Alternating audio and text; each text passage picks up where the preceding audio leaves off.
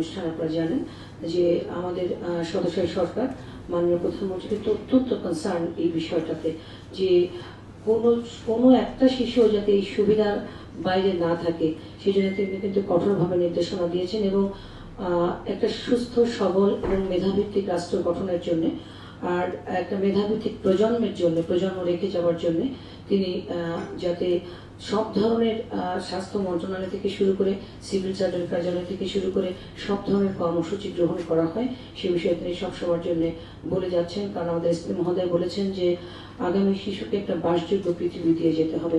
আজকে আমরা আছি, এক সময় আমরা কিন্তু এই দায়িত্ব থেকে অবসর নেব। আমাদের যারা বাচ্চারা আছে এরা কিন্তু ভবিষ্যৎ প্রজন্মের দায়িত্ব নেবে। তো তারা যাতে মেধাবী হয়ে উঠতে পারে বা সুস্থ জাতি হিসেবে গড়ে উঠতে পারে সে বিষয়ে আমাদের খেয়াল রাখতে হবে। এই জন্য তাদের কিন্তু শারীরিক মানসিক বিকাশের দিকে নজর দিতে হবে। আর এই শিশুর শারীরিক এবং মানসিক বিকাশের সবচেয়ে প্রধান অন্তরায় কিন্তু পুষ্টিহীনতা। আর এই পুষ্টিহীনতাকে দূর করতে পারে ভিটামিন এ ক্যাপসুল।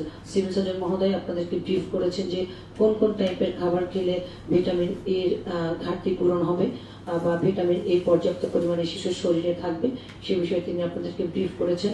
আমরা আমাদের ঢাকা সিটিতে বা ঢাকা জেলার ভেতরে আমাদের এক সাংবাদিক ভাই প্রশ্ন করেছেন যে টিকা সংকট আছে কিনা। আমাদের কিন্তু কোনো টিকা সংকট নেই, বিশেষ করে ঢাকায়। সারা বাংলাদেশেও নেই, তারপর আমরা সারা বাংলাদেশের পরিসংখ্যানটা এখানে টানবো না এই জন্য, কারণ আমরা ঢাকা নিয়ে বসছি। আমরা জানি যে হাম বলেন, নিউমোনিয়া বলেন, ডায়রি বলেন, এইসব জটিল রোগের কারণে যে মৃত্যুটা হয় তার কিন্তু 24% মনে হয় স্বাস্থ্য বিজ্ঞান বলেছে 24% কমিয়ে আনে এই ভিটামিন এ ক্যাপসুল।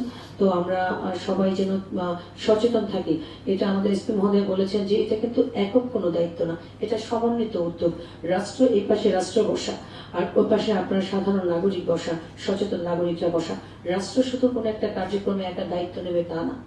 সাংবাদিক হিসেবে বলেন, শিক্ষক হিসেবে বলেন, ছাত্র হিসেবে বলেন, প্রত্যেকে সরকারি কর্মকর্তা কর্মচারী হিসেবে বলেন, প্রত্যেকের তার তার জায়গা থেকে ভূমিকা রাখতে হবে আমাদের রাষ্ট্র গঠনের জন্য, আগামী প্রজন্ম গঠনের জন্য। আমি সাংবাদিক ভাইদেরকে রিকোয়েস্ট করব যে আপনাদের লেখনের মাধ্যমে কিন্তু আমরা সমাজকে দেখি। আপনাদের ইতিবাচক লেখা, আপনাদের কল্যাণমূলক লেখার মাধ্যমে যেন আমাদের কোনো শিশু এই সুবিধার বাইরে যেতে না পারে সেই বিষয়ে আপনারা অপরিসীম ভূমিকা রাখবেন।